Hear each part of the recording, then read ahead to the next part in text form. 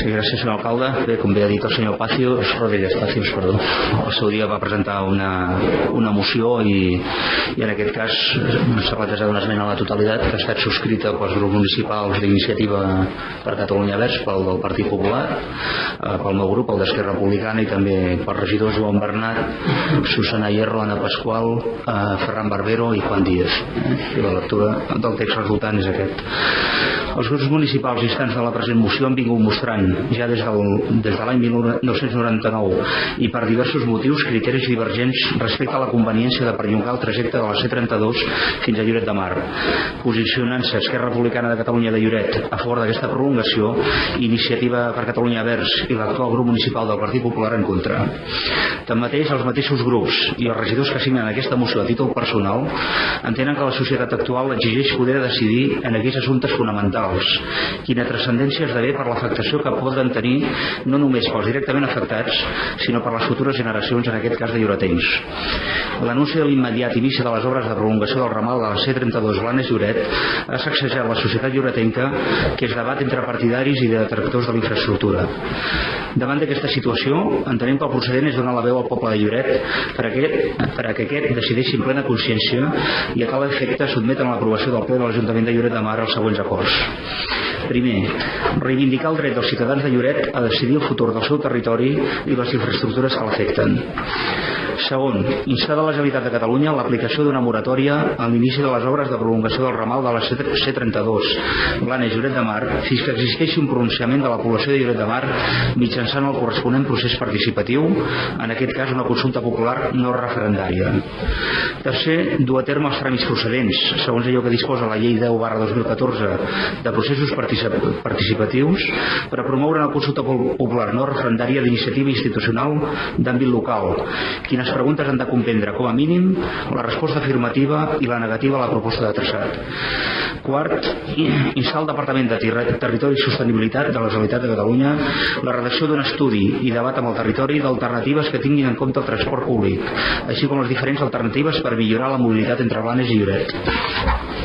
I cinquè i últim, transmetre aquests acords a l'Ajuntament de Blanes, al Departament de Territori i Sostenibilitat, a les plataformes ciutadanes Sos Lloret i Salvet Peñaderosa, al Club d'Economia i a les associacions i gremis professionals de Lloret de Mar.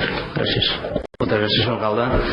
Jo crec que hem distorsionat una mica l'objecte de la moció, perquè jo crec que l'objecte de la moció no és tant fer campanya pel sí com pel no, que temps hi haurà, si és el cas, sinó si estem disposats a que la decisió última recaigui en els ciutadans de Lloret. I aquí el que es tracta és si ens creiem que la gent té la capacitat i la intel·ligència per decidir allò que vol el seu poble, o no ens ho creiem que estem en un estatus superior i volem decidir per ells. Nosaltres, jo he dit abans, Esquerra Republicana està a favor de l'autopista i a dia d'avui no veiem una alternativa viable. I això ho dic, i si en aquest procés participatiu, que lògicament tindrà el seu període per campanyes i pel que faci falta se'ns convenç d'una altra cosa, ho dic ara i ho mantinc, no ens costarà res rectificar el nostre posicionament. A dia d'avui no la veiem, no? Com a tal, el que s'hi anuncia és que Esquerra Republicana, si aquesta proposta surt amb la majoria suficient, que comptant amb les persones que la van en la seva assignatura sembla que serà així, doncs lògicament farà campanya pel sí. De tot el que he escoltat, almenys m'ha servit per veure que algú es defineix alguna vegada, perquè jo crec que alguns hem pres el pas valent de definir-nos en un sentit o un altre, i ara estem donant el pas de dir, escolta, tot i que tenim un posicionament, el que estem disposats a que opini la gent, i si que pensen diferent que nosaltres de manera majoritària, doncs acatarem el que sigui. I també ho hem dit d'una forma ferma, per nosaltres el resultat d'aquesta consulta, tot i que la llei digui una altra cosa, per nosaltres serà vinculant. I per tant el que farem és efectiu el pronunciament del poble de Lloret. Dit tot això, bé, jo crec que està clar que no està en mans de l'Ajuntament de Lloret per a l'execució d'aquest projecte, però jo crec que és fonamental que s'expressi el poble i que ho digui. I jo he escoltat el regidor, en aquest cas el conseller, que va dir que si els ajuntaments de Lloret i de Blanes es manifestaven contraris a aquesta infraestructura, que la replantejaria. Blanes va sotmetre la seva votació i sabran per què van votar el que van votar.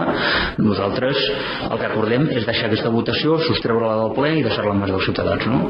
I per tant, allò que si és coherent amb allò que va dir, si no és un mentider, el que ha de fer és complir el que ha acordat la ciutadania de Lloret, no? I per tant, i acabo, senyor alcalde, i per tant, doncs el que demano a tothom és que tingui aquest exercici de generositat, d'una vegada apartar-se del davant i permetre que la gent pugui votar en consciència, és a dir, amb el tercer torn. Gràcies.